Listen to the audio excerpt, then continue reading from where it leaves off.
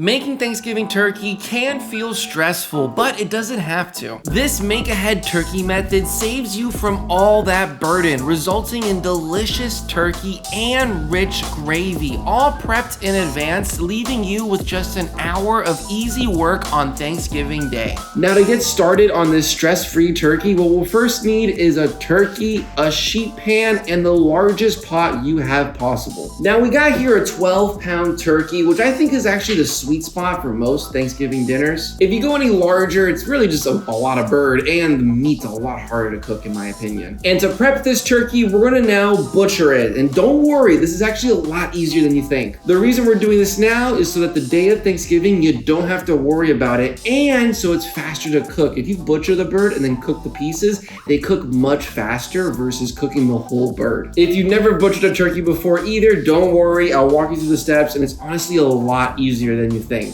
The first thing we're gonna do is reach inside our bird and pull out our giblet bag. This contains the heart and the liver, and we're gonna open the bag and just throw that stuff in our pot, discarding the bag. From here, we're also gonna pull out the neck of our turkey as well, throwing it in the pot, and we're gonna remove this little plastic bit that holds the turkey legs together. Now with your knife, you're gonna cut in between the turkey leg and the turkey itself, exposing essentially a giant cavity in there. You want to run your knife all the way down towards the joint of that cavity, pressing the turkey leg away from your turkey. Once you've done enough cuts, the leg will open out, and then you might need to put a little bit more pressure, but the bone should pop out as well. Now I'm going to turn the bird over, and then with my knife, try to cut as close to the spine as possible, and then through the bone. You're not cutting actually through the bone though, you're cutting in between the joints of the bone. Follow that cut all the way through, and you should now have a turkey leg with the thigh still attached. Now we're going to separate the thigh from the turkey leg itself, and to do that, you're going to flip it over skin side down and then try to run your knife in between the joints of the two bones. I ran my knife down the middle, hoping I could find that joint, but I wasn't able to, which is okay. I'll next pull the legs apart from each other to try to find that joint. Once I find that joint, I'll then put my knife through it, and that's it. You don't have to cut any bone. It should be actually very easy to cut in between the joints. Your knife will tell you when you found the right spot. Now I'm gonna throw both the cuts on our sheet tray and do the same thing on the other leg of our turkey. Moving on to our wing, I'm gonna pull it apart from the bird just slightly and then run our knife through it to expose that bone. From here, I'll apply a little bit more pressure and then get my knife in between the bone's joints and just cut it straight through. Now, if you look at the wing, you'll see that we have a drum, a flat, and a tip. I'm gonna remove the drum from the flat by cutting my knife in between them, trying to find that joint and then splitting them apart. I'm gonna do the same thing now for the flat and the tip, but the tip is really hard to cut, so be patient with it. You can see here it took me a few attempts to try to find that joint. The bones are a lot smaller here, so it's a lot easier for your knife to get caught into things. Once I have everything separated out from one another, I'll now throw my drum and my flat on the sheet tray, but I'll throw the tip in our pot. The tip has a lot of collagen, which is really good for stock development, and there's not much meat on it. Now we're gonna move on to removing the turkey breast, but first I'm gonna cut the spine off the bird and make it a little easier to work with the breast. So I'm gonna run my knife down the cavity, and then I'm gonna turn it and try to cut in between one of the joints of the vertebrae in the spine. This is the most intimidating looking cut because there's a lot of bones and a lot of just stuff going on, but it's really honestly pretty easy. Once you've cut in between those vertebrae, you'll throw the spine in our pot, and then you're gonna rest the bird on the cutting board nice and flat. Now to remove our turkey breast, I'm gonna cut it down the middle and a little bit to the left to avoid the bone that's right there in the middle. Cut light, shallow strokes along the whole breast, and you'll slowly start cutting away the breast from the bone. The rule of thumb I follow is you wanna keep that knife as close to that bone in the middle as possible, but just keep stroking down and pulling it apart, and your breast should come off. Now your knife might hit the wishbone that's located at the top of the bird, you're supposed to remove it before cutting the breast. But if I'm being honest, I never do it because my knife never really hits it that much. I'm not an expert at butchering turkey, but this is just how I go about it. It's just easier to just kind of cut through the whole breast and not stress too much. Once I remove the first breast, I'm gonna go ahead and remove the other breast, throwing them both on our sheet tray and throwing the rest of the turkey carcass in our pot. Now you should have a tray of your nicely butchered turkey and a pot of all the extra stuff that was left over. Regarding the pot, we're gonna fill it up with water and then set it to high heat so it's a rapid boil. For our turkey parts, we're gonna now heavily season it with salt. Having the bird broken down like this makes it a lot easier in terms of seasoning, and we're gonna go pretty heavy with it. Don't be scared. I'm opting for a dry brine here, so we're gonna hit it with salt on all sides, and then I'm gonna throw it in the refrigerator for ideally overnight. But if you're in a rush and you don't wanna spend 2 days making this ahead of time, you just wanna spend 1 day making it ahead of time,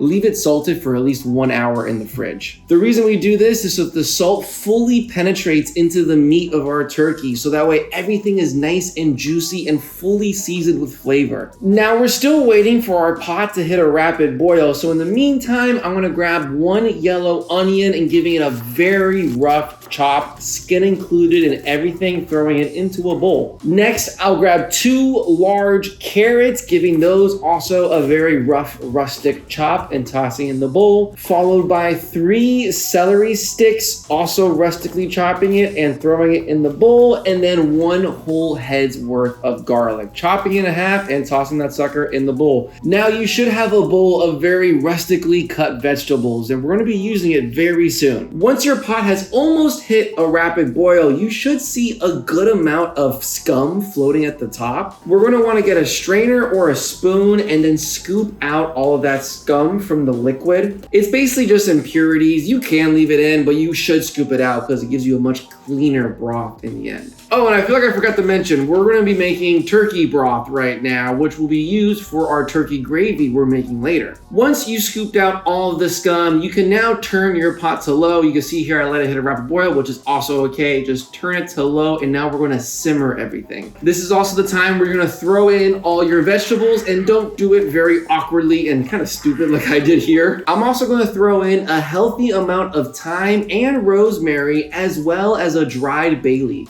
Now from here, you should have your stock simmering, and the amount of time you simmer it for, the better the stock will turn out. I would say minimum 3 hours, but if you could go longer, like overnight, I would highly recommend it. I left this pot simmering overnight, and the next morning, as you can see, there's a lot more flavor and depth into it. All those ingredients that we threw in there has now been extracted into the broth, adding an insane depth of flavor. Now I'm gonna pour that broth into another pot with a strainer, straining out all the turkey and vegetables, and now you're left with a delicious turkey broth. Now you could save this for stuffing or soup. It just needs a little seasoning because there's no salt in it currently, but what we're gonna turn it into is gravy. And we're gonna go the extra step here by putting it back on the burner, setting it to high heat and letting it reduce by half with a rapid boil. Flavor-wise, it's already really good for being unseasoned with no salt, but if you wanna enhance it even more, you can reduce it further to really concentrate all those delicious flavors. Now, in the meantime, we're gonna head on over and grab our turkey that's been dry brining overnight. And as you can see, a lot has happened. The salt has fully penetrated into the meat and firmed everything up, which is totally normal. This has now become perfectly seasoned turkey. And I wanna remind you guys, if you don't have the time to do an overnight dry brine for your turkey or an overnight simmer for your stock, that's completely okay. Just do the 1 hour dry brine and the 3 hour simmer, and that should be more than enough. Now, if you want, you could take that turkey and throw it in the oven, and it'll cook super quickly. Like 30 to 40 minutes, depending the temperature you set it at, but how I wanna cook it this time is gonna be a little different. We're gonna grab a large pot, and in that pot, we're gonna throw all of our turkey in there, but you wanna start with the dark meat. And if you don't know which is dark or white meat, don't worry, all you gotta know is the breast is white meat and everything else is dark. So throw everything first in the pot and then throw your breast in at the very end. Now I'm gonna scooch that pot to the side and we're next gonna grab 2 large shallots. I'm gonna give them a cut and then peel off the outside skin, and I'm gonna give them a super rough dicing, nothing fancy or difficult. After that, I'll throw them into a pot and I'm gonna grab 6 large cloves of garlic, peeling the skin off them and then giving them a rough chopping as well. Don't feel like you need to mince them or anything. Now I'm gonna scooch my pot back on my cutting board, and now I'm gonna throw in all of our chopped shallots and garlic in there. I'll also throw in the rest of my thyme and the rest of the rosemary. And just so you know, I use 1 rosemary packet and 1 thyme packet for both the stock and now this new pot we're filling. I used half for the stock and half for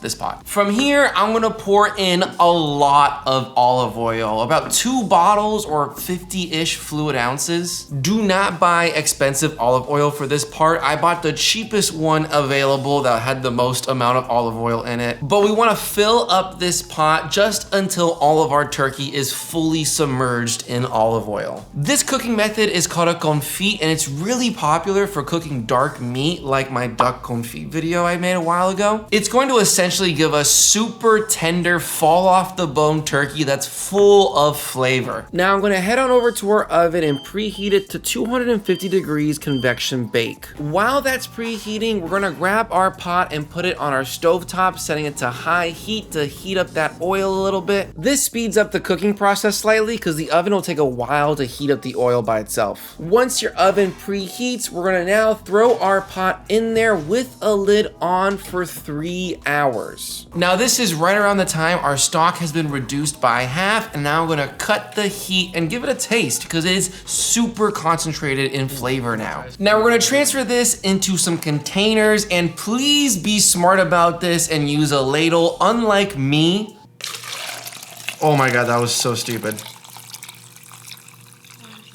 I really thought I had the coordination to nail it, and I just poured it all over the place. Either way, we should be left with about 8 cups of stock, which is more than enough to turn some of it into a gravy, and you could use it for your stuffing as well. I'll put our stock in the fridge, and now our pot has been in the oven for 2.5 hours. I'm gonna check on our white meat. An internal temperature of 150 degrees I think is ideal for turkey breasts, so I'm gonna pull them out of our pot and then let them rest on a sheet tray while I throw our pot back in our oven for the last 30 minutes of the 3 hours. Now our turkey breast does look a little pale, but we'll crisp it up nicely the day of Thanksgiving. As of right now, this is perfectly cooked. After the last 30 minutes, our pot has been in the oven for a total of 3 hours, and our dark meat has now rendered and gotten super tender. You can see some of the bone has been exposed to the drum, which is normal, and you should be able to easily poke it with a toothpick. The meat is super soft and tender, so when you poke it, it should release just as easily. Now I'm going to throw our turkey breast back in the pot to make it easy for storage, and once our pot has cooled enough, we're going to put it in the fridge to rest overnight or until the day of Thanksgiving. Okay, so now it's the day of Thanksgiving. About an hour before you want to serve it to your guests, I'm going to take our pot with our turkey out of the fridge as well as our turkey stock. I'm going to now head on over to an oven and set it to 450 degrees convection bake. I'm going to lay all of our turkey pieces on our large sheet pan, being careful not to drop them because they're a little slippery. And I know what you're thinking, Xander, that's some ugly looking turkey. But don't worry, because now we're gonna crisp it up. Once it's all on our sheet tray, I'm gonna throw it in our oven that's been preheated now for 45 minutes. Now, while our turkey is in the oven, I'm gonna very quickly make our delicious gravy. In a medium saucepan, I'm gonna bring it up to heat and throw in 4 tablespoons of unsalted butter. Once it's fully melted, I'll then throw in 4 tablespoons of all-purpose flour, mixing it in and kind of toasting and cooking off that flour taste for about 2 minutes. After the 2 minutes are up, we're gonna slowly pour in 2 cups worth of our chicken stock. You'll see when we first initially pour it in, the flour and the butter and the stock is gonna seize up and become kind of a paste. Don't stress, just continue pouring in batches and continuously whisking, and then once you have about a cup in there, you can go ahead and pour the rest of your stock in it. Continue to mix it, making sure everything is fully combined evenly, and then we're gonna throw in 1 teaspoon of salt. Give it one last mix mixing, and that's actually it. You have an insanely delicious, perfectly thickened gravy. And I'm not kidding when I say this stuff tastes insane because of the homemade stock we used. Oh, that's so good. That is the best gravy I've ever had in my life, hands down. Oh, and I forgot to mention, if you're enjoying this video, I would really appreciate it if you hit the like and subscribe button. Pretty please. So it's been about 45 minutes now, and I'm gonna take our turkey out of the oven, and as you can see, everything is crisped up nicely. There is a ton of browning all over the turkey from edge to edge, and it just smells absolutely insane right now. Now with a few paper towels, I'm gonna try to soak up as much of all the liquid that's in the bottom of the pan, and I'm just gonna let the turkey sit here for at least 10 minutes. This 10 minutes is absolutely crucial because the skin will start to harden and crisp up in that time. After the 10 minutes have passed, I'm gonna slice my chicken breast kind of at a diagonal angle, and I'm gonna lay it down on a sheet tray along with all the rest of the dark meat. I'm gonna keep the dark meat as whole pieces for the presentation, but just know that it's super tender and fall off the bone meat. Also, my plating skills are not great, but this is what I went with. I decided to use a little bit of extra rosemary and orange slices to kind of decorate it a little bit and fill in the gaps. And that is it. That is your Thanksgiving turkey right then and there with a beautiful gravy paired with it. Only thing left to do now is taste this sucker. I'm just gonna go straight in and grab a little bit of this white meat, because why not? Seasoned very nicely and full of flavor. All the rosemary and the salt and everything we used that was cooked with really penetrated into the meat. I will say it is slightly overcooked. This cooking method is kind of tricky for white meat. It's not intended for it, but what it is intended for is dark meat. And I know this is what's going to be the star of the show when it comes to Thanksgiving, so I'm gonna grab a turkey leg. The dark meat is really tender and super soft and juicy. And when you pair it with this gravy, it's actually pretty insane. All in all, I'm happy with this because turkey is one of the harder birds to cook because it really lacks a lot of flavor. We were able to inject a bunch of flavor in this, and it was cooked very, very well when it comes to the dark meat. I hope you guys enjoyed this video. I hope you learned something new today because I sure did. If you want to see another confit recipe, I'm linking my duck confit video right here. Thank you so much for watching. Have a wonderful rest of your day.